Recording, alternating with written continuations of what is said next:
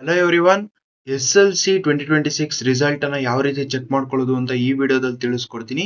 So ವಿಡಿಯೋನ complete ಆಗಿ watch ಮಾಡಿ. ನಮ್ಮ ಚಾನಲ್ಗೆ ಇನ್ನಾರು ಸಬ್ಸ್ಕ್ರೈಬ್ ಮಾಡ್ಕೊಂಡಿಲ್ಲ, ಸಬ್ಸ್ಕ್ರೈಬ್ ಮಾಡ್ಕೊಳ್ಳಿ. ಹಾಗೆ ಬೆಲ್ ಐಕನ್ನ ಆಲ್ ಅಂತ ಸೆಲೆಕ್ಟ್ ಮಾಡ್ಕೊಳ್ಳಿ.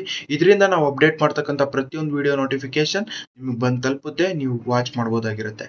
ಸೊ ಬನ್ನಿ ವಿಡಿಯೋನ ಸ್ಟಾರ್ಟ್ ಮಾಡೋಣ. SLC 2026 ರಿಸಲ್ಟ್ ಯಾವ ರೀತಿ ನೋಡೋದು ಅಂತ ನೋಡ್ತಾ ಹೋಗೋಣ. ಇದರಲ್ಲಿ currentresult.nic.in ಅಂತ ಸರ್ಚ್ ಮಾಡಿ. ಅವಾಗ ನಿಮ್ಗೆ ಮೊದಲನೇ ವೆಬ್ಸೈಟ್ ಕಾಣಿಸ್ತಿದೆಯಲ್ಲ, ಕರ್ನಾಟಕ ಎಕ್ಸಾಮಿನೇಷನ್ ರಿಸಲ್ಟ್ 2026, ಇದ್ರ ಮೇಲ್ಗಡೆ ನೀವು ಕ್ಲಿಕ್ ಮಾಡಿ. ಕ್ಲಿಕ್ ಮಾಡಿದಾಗ ಈ ರೀತಿ ಓಪನ್ ಆಗುತ್ತೆ. ಇಲ್ಲಿ ನೀವು ನೋಡ್ತಾ ಇರ್ಬೋದು 2026 ದ್ವಿತೀಯ PUC ಪರೀಕ್ಷೆ 1ರ ಫಲಿತಾಂಶ ಪ್ರಕಟಣೆ ಅಂತ ಇದೆ. ಇದೇ ರೀತಿ ಇಲ್ಲಿ ಕೆಳಗಡೆ ಇನ್ನೊಂದು ಕಾಲಮ್ ಅಲ್ಲಿ 2026 SLC ರಿಸಲ್ಟ್ ಅಂತ ಬರುತ್ತೆ. ನೀವು ಅದ್ರ ಮೇಲ್ಗಡೆ ಕ್ಲಿಕ್ ಮಾಡಿದ ತಕ್ಷಣ ಇವಾಗ ಫಾರ್ ಎಕ್ಸಾಂಪಲ್ ಇನ್ನೂ SLC ರಿಸಲ್ಟ್ ಬಿಟ್ಟಿಲ್ಲ. ಸೊ PU ರಿಸಲ್ಟ್ ಅಲ್ಲಿ ನೀವು ನೋಡ್ತಾ ಇರ್ಬೋದು, ಇದ್ರ ಮೇಲ್ಗಡೆ ಕ್ಲಿಕ್ ಮಾಡ್ತೀನಿ.